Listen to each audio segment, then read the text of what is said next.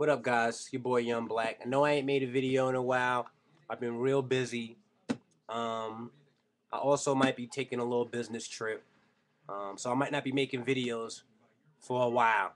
It could last a couple weeks. It might last a couple of months, but we'll see what happens, how it works out or not. Because I'm not sure if this is gonna work out or not. I don't want to put too much information out there um, about it yet until I'm for sure whether it's gonna fall through or not. But I'm gonna do a review right now for Ultimate Marvel vs. Capcom 3, which is kind of a controversial game because people said that they made the first one and they didn't make a complete game, so now they're releasing another version of the game. Um, I didn't feel like that when I played this. I mean, the characters that have been in the game already, the first Marvel vs. Capcom 3, they play exactly the same, besides a couple. I mean, Ryu has like some new power mode where he goes into and can do the Shinshoryuken. So they did change up a couple of little things. So some of the characters that were in the game already do have they kind of do function a little differently, but not really though. I also noticed the AI is a little bit more forgiving. I feel like than the original Marvel vs. Capcom 3.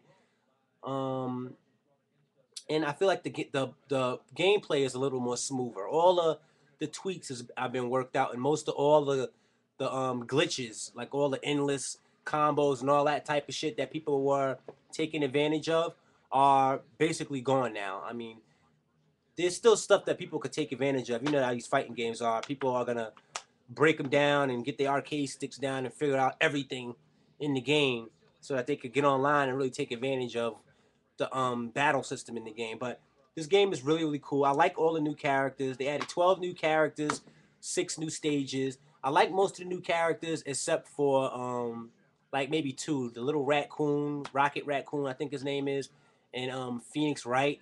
I could have did without him. I could have did without the Frank West, I think his name is, the zombie guy.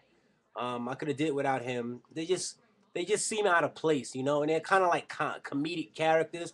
So when you're playing like a hardcore fighting game, you're out there with like Brawly Wolverine, and you got Virgil out there with his swift coolness and shit. They kind of break up the monotony of the combat and bring a comedy aspect to it, which I don't really want that type of thing in this game. I mean, I want flashy superhero powers and cool ninja moves and stuff like that, anime type stuff, not gimmicky looking zombie shopping cart like that. I don't know. It just seems real gimmicky to me. Like they were just putting those characters in there because people do like those characters. They are popular characters, but they're not necessary to be in the game to me. Not at all. I would have rather them put Mega Man X in, which everybody was looking for. It's like, where the hell is he at? And then I did some more. I did some more research. Isis, go sit down and close your door, baby. My daughter driving me freaking crazy. I just picked him up from school. I just bought my son the new Robin DLC for Batman, so he's in there playing that, and she's watching Yo Gabba Gabba, and I'm trying to do a review for you guys at the same time. But yeah, it's a good game. Is it worth the $40? I would say so. I mean, just to see Ghost Rider and his awesomeness and Strider with the new graphics and everything, I loved it. I mean, I love it to death. It's a good game. Iron Fist is pretty freaking awesome also. Um, but it's not perfect though. Some of the characters I just feel like they are out of place. Like even they have Nemesis in here from Resident Evil 3. I feel like he's a little out of place too. I just feel like he doesn't really need to be here. There were so many other characters that they could have put that I wish they would have put those characters in there. The ones that the fans of Marvel vs. Capcom is saying that are missing, they should have put them in here, like Gambit. Um, we could have used Cyclops. There's a lot of other characters I wish they would have put in here that were in the original versions of the game that they didn't put in this newer version of Marvel vs. Capcom. But it's still an awesome game. It's a must buy if you're into fighting games or Marvel vs. Capcom at all. If you're into the old one, the new one is still pretty good. I mean, Juggernaut, that's another character I wish it was in there. Um, they have like the Hulk going up against Hager from Final Fight, and I'm like, what? That's his like rival character because every character has like another character that they go against, like how Dante would go against like Deadpool, and then I think it was Ryu and Wolverine at one point, and for the Hulk they had Hager from Final Fight, and I'm like, the Hawk would eat Hager. Like that is not a good pair up. But since they don't have a good balance of characters in this game, like they did in Marvel vs. Capcom 2, they basically had to pair those two guys up, but it doesn't make any sense because you know the Hulk is like 80 times stronger than Hager. He's a regular dude. He was like a mayor of some town, and he was just a big wrestler dude. I mean, the Hulk is like endless fucking rage and power that gets stronger and stronger. He would destroy Hager. I don't understand how they put them up against each other. The concept of it just didn't make sense to me. Um, but the game is really good. I like it.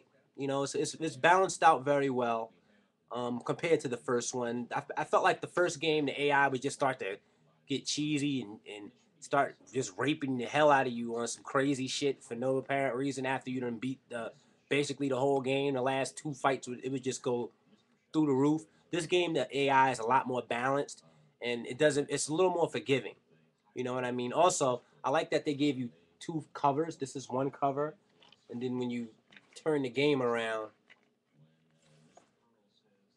they have the regular cover that it comes with this cover, but I like the other cover, so I switched them. I got another game that I'm gonna do a review for. I know I didn't unbox this for you guys. I don't think I did, and I didn't unbox the next game that I'm gonna review either. I don't know. I've just been real busy, and I haven't had a chance to unbox them, so I didn't want to let them sit here in plastic, because I'm gonna play these mother chuckers. So I was like, I'm just gonna open them, and I'll do reviews for them later when I get a second. But yeah, make sure you go get this game, man. It's worth getting. A lot of people complained and said that it's too soon to have another version of this game. They just got the first version of it, and they felt like, well, now you felt like you bought an incomplete product on their first attempt.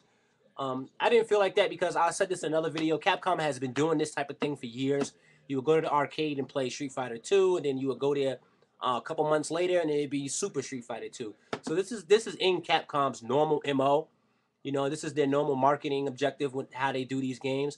Um, it's just to keep the game fresh. If they make another version of this game, I'll probably get that version too. But I don't think they can market wise because it would have to be too cheap, and it wouldn't be worth them making because it would have to be like $20, $30. I mean, because this one's 40, the next one the price would have to be even cheaper. So it wouldn't be worth them making it. But I mean, maybe they'll add some downloadable characters like they did for Shoma and Jill.